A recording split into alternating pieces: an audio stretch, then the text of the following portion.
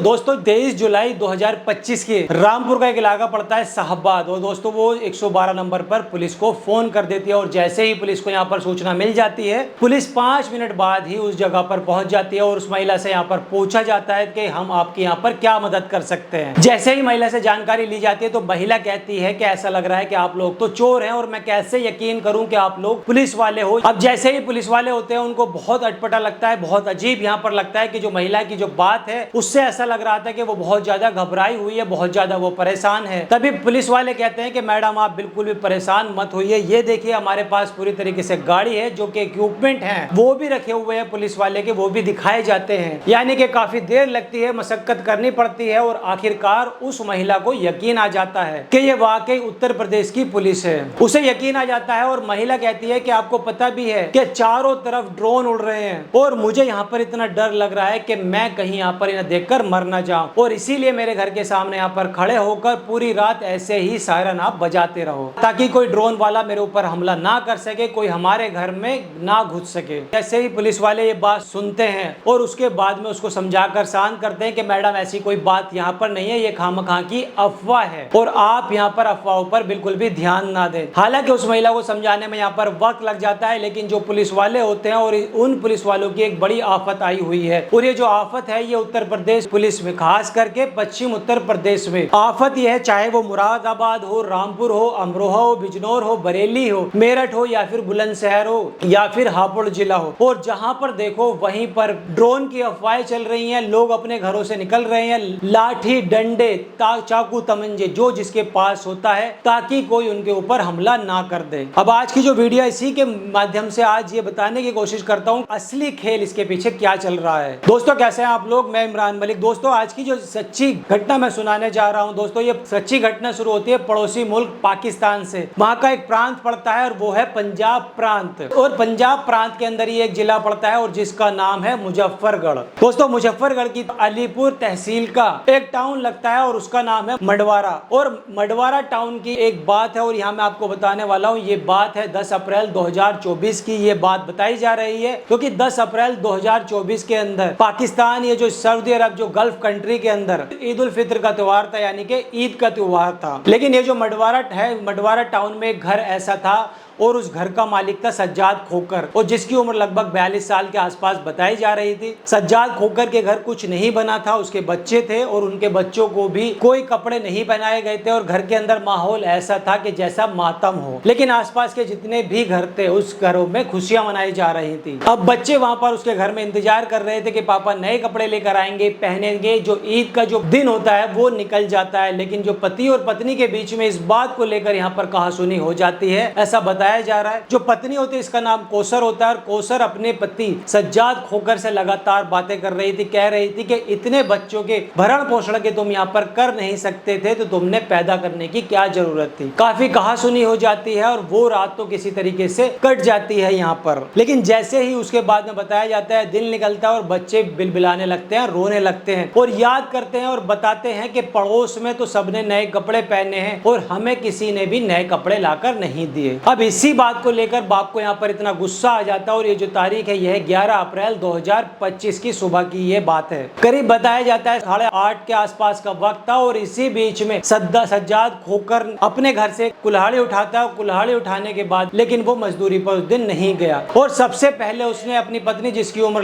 40 साल थी, नाम उसका कौसर था, उसको कुल्हाड़ी से वो काट डालता है। उसके बाद उसका दूसरे नंबर पर उस बेटी आती है अंसा, जिसकी उम्र लगभग 8 साल थी। दूसरी बेटी होती है तंजा और जिसकी उम्र लगभग 7 साल होती है। उसके बाद रमसा जिसकी उम्र 5 साल होती है और शहनाज जिसकी उम्र 4 साल होती है। यानी कि उसके 4 बेटियां होती हैं बताया जाता है, और चारों बेटियों को चाहे वो जमीन पर पड़ी हुई हो, चाहे वो चरपाई पर पड़ी हुई तो, चाहे वो बेड पर हो, तो जहां जहां उसको मौका मिलता है सज्जाद को, वहां पर सज्जाद खोकर उनको कुल्हाड़ी से वहां पर काट रहा था। उसके पास 3 बेटे होते हैं। एक बेटे का नाम अनस बताया जाता है और जिसकी उम्र लगभग 3 साल थी। एक बेटा सुभान जिसकी उम्र लगभग 2 साल होती है और एक मंजा होता है जिसकी उम्र लगभग 2 महीने की ही होती है। उसने अपनी 4 बेटियां और जो 3 उसके बेटे थे और पत्नी, यानी कि कुल मिलाकर 8 जो घर के सदस्य होते हैं, वो उनको कुल्हाड़ी से काटकर मौत के घाट उतार देता है। अब ये जो मामला है ये पूरे पाकिस्तान के अंदर हाईलाइट हो जाता है, चर्चित होता है। जब पुलिस वाले आते हैं तो वहां पर वीडियो बना दी जाती है और गांव के लोग भी वीडियो बना रहे थे। वीडियो बनाने के बाद भी संदेश दिया जा रहा था कि देखो इस गांव में, इस देश के अंदर कुछ ऐसी हरकत हुई है। पुलिस आती है, गिरफ्तार कर लिया जाता है और उसको जेल भेज दिया जाता है और जो मामला होता है वो अदालत में पहुंच जाता है, चार्जशीट लग जाती है और तारीख आती है वो है 1 दिसंबर 2024 की।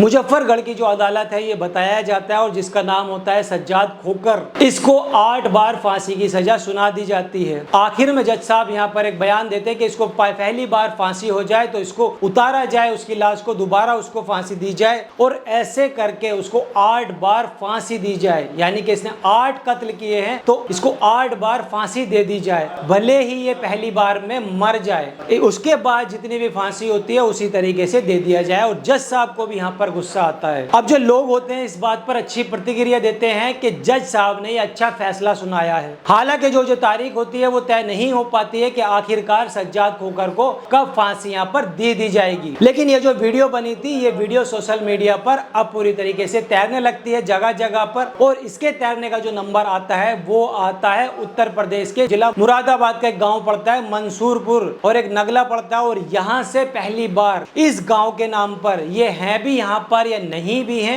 इस बात की भी कोई पुख्ता जानकारी नहीं है। ये मुरादाबाद की पुलिस या मुरादाबाद के लोग ही बता पाएंगे। जो पाकिस्तान की जो वीडियो थी कि एक बाप ने अपने बच्चों को यानी कि 4 लड़कियां और 3 लड़कों को और एक पत्नी को कुल्हाड़ी से काट दिया था, उस घटना को उत्तर प्रदेश के जिला मुरादाबाद के मंसूरपुर थाकर नंगले के पास में उसको जोड़कर उसको वायरल करना यहाँ पर शुरू कर देते हैं। और कहानी कुछ इस तरीके से रची जा रही थी कि कहा यह जा रहा था कि ड्रोन से पहले रैकी की जा रही है, ड्रोन आते हैं, ऐसे घरों को निशाना बनाया जा रहा है जिस घर में कोई नहीं होता है या फिर ये देखते हैं कि कोई सो रहा है या फिर वो जाग रहा है। पूरी रैकी की जाती है और उसके बाद घर के अंदर वो आते हैं और घर के अंदर आने के बाद फिर वो चोर होते हैं, पूरे घर को लूट लेते हैं और लूटने के बाद जो लोग होते हैं उनको काटना पीटना शुरू कर देते हैं। वो छोटे छोटे बच्चों को भी नहीं बख्शा जा रहा है। इस तरीके की जो कहानी सोशल मीडिया पर बहुत तेजी से वायरल होने लगती है। अब हर कोई एक दूसरे को तसल्ली यहाँ पर देने लगता है कि फला जगह पर इस तरीके की घटना हो गई है, आप अपने बच्चों को दरअसल ठीक से निकालना, रात को आप जागना। अब लोग बताया जाता है कि इतने डर जाते हैं और डर का आलम कुछ इस कदर हो जाता है यहाँ पर कि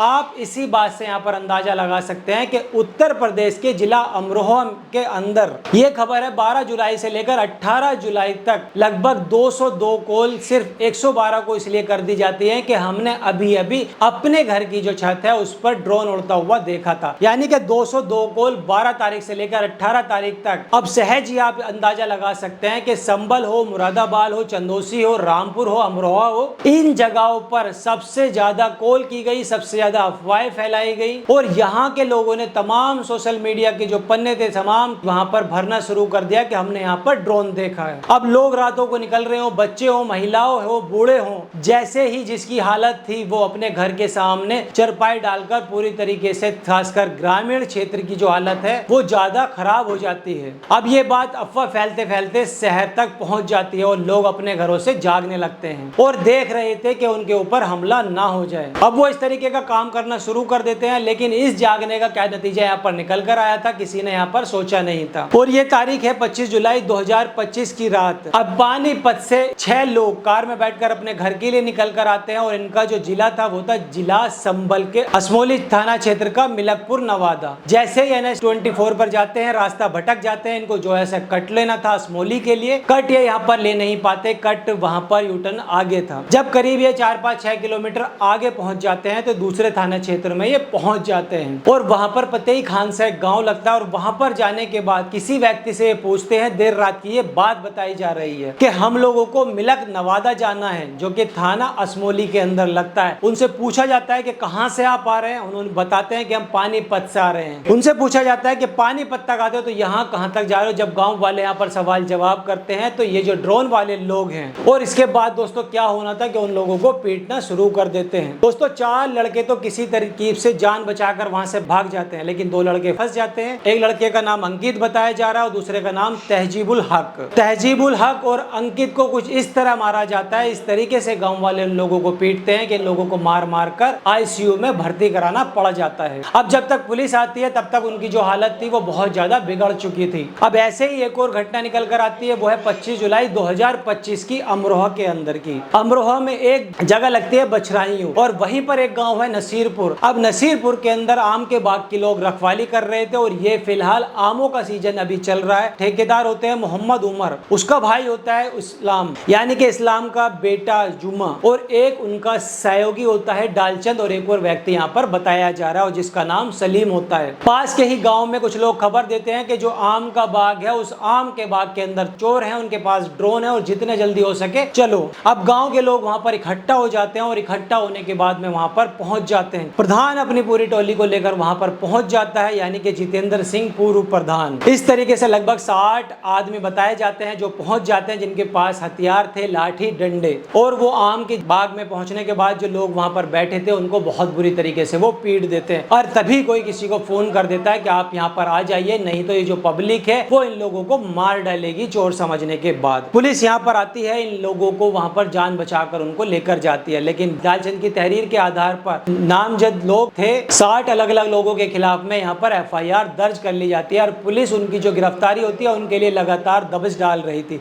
जिंदगी अब कैसे कटेगी, एक छोटी सी धारा भी अगर लग जाती है तो इंसान को परेशान वो कर देती है। इन पर तो खैर बड़ी धाराएं यहाँ पर लग जाती है। ऐसे ही एक और मसला निकल कर आता है 20 जुलाई 2025 की ठाकुर द्वारा का एक इलाका लगता है मुरादाबाद का ही, उसका गांव लगता है भाईपुर। अब दोस्तों भाईपुर के अंदर अचानक ही एक लड़का जो कि उत्तराखंड के जसपुर के मोहल्ला चांद वाली मस्जिद के पास का वो रहने वाला होता है, वो रास्ता वहां पर भटक जाता है और इंटर कॉलेज के पास में वो वहां पर खड़ा हो जाता है। ग्रामीण उस रात जागे हुए थे और जागकर ये पहरेदारी कर रहे थे कि आखिरकार ड्रोन में आसमान नहीं उड़ रहा है। तो यहाँ पर इस व्यक्ति को पता चलता है व्यक्ति के बारे में कि ये ड्रोन लेकर घूम रहा है और पब्लिक यहाँ पर उसको बहुत तेजी से मारना पीटना शुरू कर देती है। उसके बाद यहाँ पर पुलिस आती है और पुलिस आने के बाद में उसको बचाती है और इसी तरीके से लगातार ड्रोन की अफवाहों को लेकर लगातार बवाल काटा हुआ है। जितने भी ये पश्चिम उत्तर प्रदेश की बेल्ट है उसमें लेकर अभी अफवाह है, सच है, लेकिन पुलिस ये मानकर चल रही है कि ये पूरी तरीके से अफवाह है और ग्रामीण ज्यादा से ज्यादा इस अफवाह को बढ़ावा दे रहे हैं। कैसे एक पाकिस्तान की वीडियो भारत में आती है, उत्तर प्रदेश के अंदर उसको शेयर किया जाता है और उसके बाद पूरे पश्चिमी